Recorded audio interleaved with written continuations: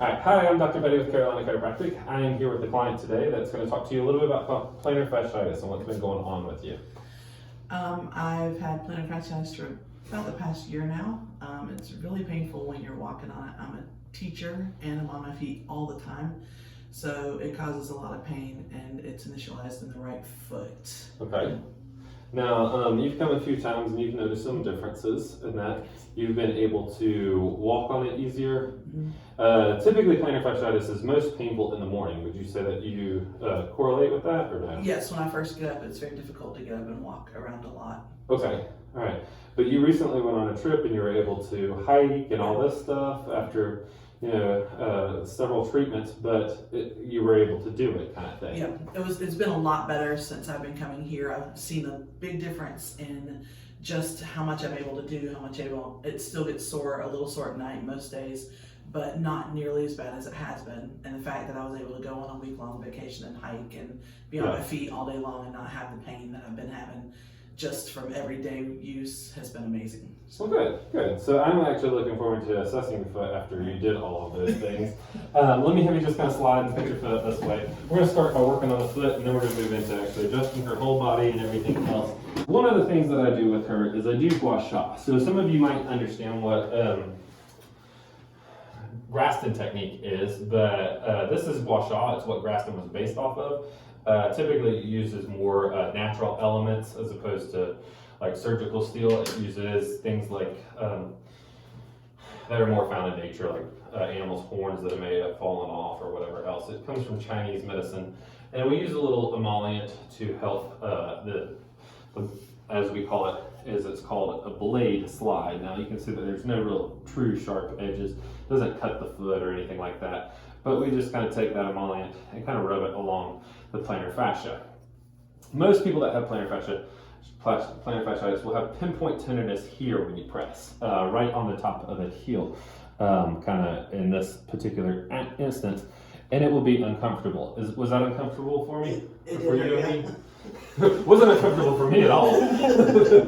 Sorry, but it was a little bit. Is that what you said? Yes. Okay. And so what I'm going to do is I'm going to take this and I'm going to kind of scrape quick little movements. How does that feel? It's not bad. It's not comfortable, but it's not enjoyable either. You know, like if you've ever had like a deep tissue massage, it's a lot like that. You're breaking up the scar tissue where the adhesions have adhered on the plantar fascia, where it's a little inflamed. It's going to be uncomfortable, but ultimately, I'll do it with the other hand so you can kind of see better. Ultimately, it kind of helps loosen it up. Nothing too crazy. Typically, I do most strokes this direction, this longitudinal direction. We do some transverse. I'm right-handed, so I like to flip and use my right hand, but I'll do some of it with my left so that you can kind of see what we're doing. And what we're doing is just kind of cross friction on that. It doesn't take super long amounts of time to do this. Typically, you can do it in 90 seconds or less and it make a difference. Right there is where I'm kind of focusing, and you can kind of see her move her foot because it's not the most comfortable thing you've ever experienced, correct? Correct. Not the worst thing you've ever experienced in your life, but not the most comfortable.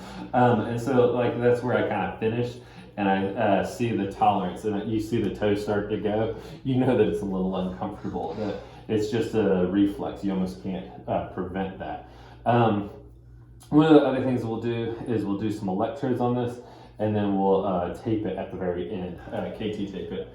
A lot of people get plantar fasciitis because the back of their calf gets so tight and their foot becomes less flexible. And you can almost guarantee that most people that have plantar fasciitis struggle to go past 90 on dorsiflexion. So like a great home stretch for this would be to like hang off the edge of a step and just kind of get that deep stretch into that calf and everything. How's this feel when I stretch it like that? It's fine. Good. I throw all 200 pounds of my weight into this. I don't hold back because I feel like if you can stand on it, you're pretty good. And she's not complaining of pain. If she was complaining of pain, that would be a different story. And what I mean by complaining of pain is like when I get into it, when I actually stretch it. She's not complaining that the pain increases, correct? Right. And so what we're going to do is we're going to kind of adjust this foot just a little bit. We're going to kind of tool. You can see me kind of yanking her. When we learned this in school, they call it breaking bread. How you kind of take each little pie, because you take each little bone and you kind of basically break them apart to kind of loosen it up. And so like the analogy they used was if you were to take a piece of bread and break it in half. That's just a good little technique, kind of loosens the foot up. Make sure that we get all the bones. You okay? I know that's uncomfortable. All of them stretched out. And then the last thing I finish up with this is I lean back into it again. And I use my hip just because it's a lot easier than using my hand and losing. It's also a fairly flat surface, so I'm not like getting my fingers involved into the toes and causing it to be uncomfortable for her. How's that, okay? It's good. Good, all right. I'm gonna move up here, I'm gonna adjust her neck because she's already laying in this position. And what we'll do is we'll adjust the neck, we'll adjust the mid back, and we'll adjust the low back. I'll probably actually change that order. I'll be adjusting the low back and then the mid back, but just relax right there, nice and easy. Relax right.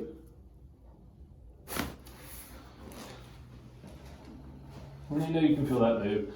It's not your main concern or main issue going on. But if you change your gait, it will throw things off the rest of the way up. Let me have you lie on your side facing me. Good. And just relax right here, nice and easy. Good. And we'll throw this up. Now, I didn't do a before and after walking portion of this video because she's actually walking pretty well at this point in juncture. And so I wasn't trying to show like how much it improved or anything like that in a single visit. Well, because as she said, she just went hiking for a week. And it was great, you know, like, just relax right. Good, good. Lie on your stomach for me if you don't mind. If there's anything you want to add at all, that's totally fine. If there's not, I'm not trying to put you on the spot. All right, so now we'll adjust the mid back. And breathe it in and all the way out. You got it. Okay. Breathe in and out. I'm going to tease you and say you're a little more camera shy. Yeah. Tense. But that's okay. Breathe in and out. Good. Good. All right, how'd that feel? That's good. Good. So now I'm going to hook her up to electrodes. I'm going to put the 2 electrode pads on the bottom of the foot, and then I'm going to put 2 on the calf. Because as I told you, a lot of the reason that people get plantar fasciitis is because their calves get too tight and their foot's not flexing the way that it should. The 2 main motions are in the foot are plantar flexion, which would be to go down, like you're pushing on a gas pedal, and dorsiflexion, which would be to go up. Now it does do inversion, which is kind of where you turn it in like that, and eversion, which is where you turn it out. And those are great exercises to do when you're stretching it out. And I think we gave you... Yes, I do those 2 or 3 times a week at least. Good. We'll demonstrate those at the end of the video too, if you're okay with that. Yeah. Okay. Good. I'm going to put this here and this here. Good. That helps with all the tension and the scar tissue and everything. Helps the muscles fire better. It helps it tune it in a much better form. All right. You should feel that a little bit, right? Yes. Okay. Good. Turn it up, turn it down, leave it like it is. Turn it up if you want. Okay. Tell me when. Sometimes you see those toes move just a little bit. It's definitely working. How's that feeling? I'm feeling the calf, but not the bottom of the foot. Not the bottom of the foot. Let me track that back. One.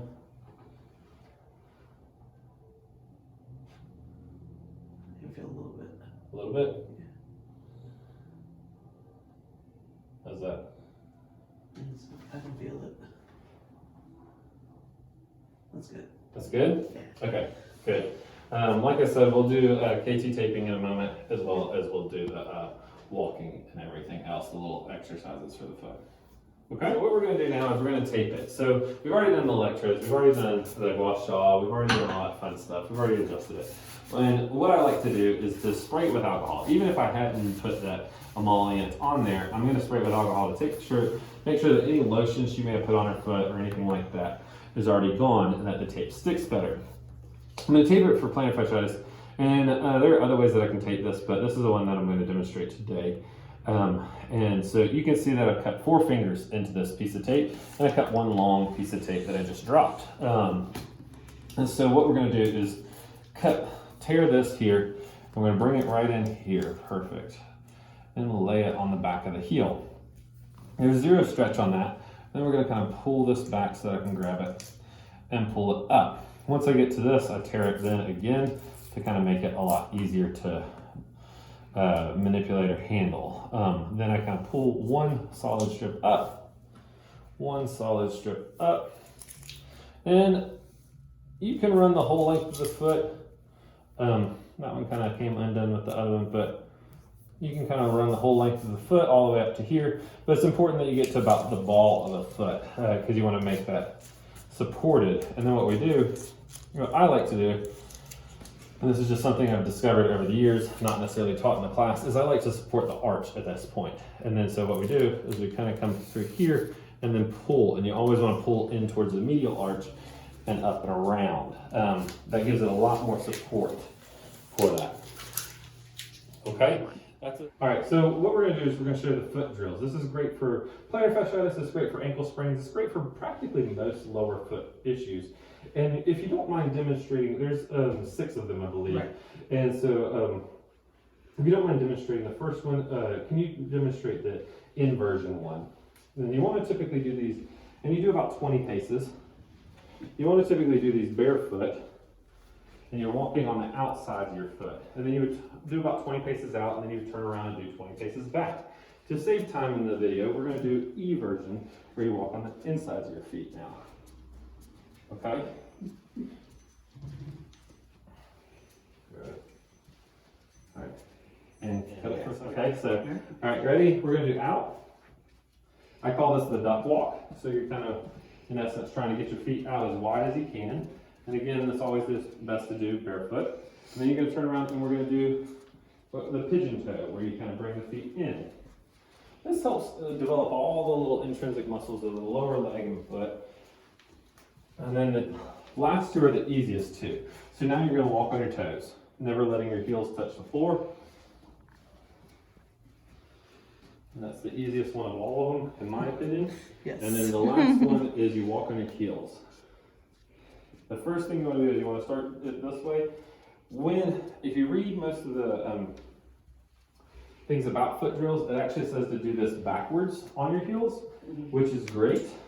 But I don't let people start that until they've mastered it forwards on their heels. Doing it backwards on the heels is nice and gives you more proprioception and more practice and lets you allow it to rock there.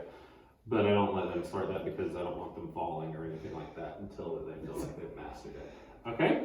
Any questions or comments, please comment down below. Like the video, share the video, tag someone you know that might need this. Thank you.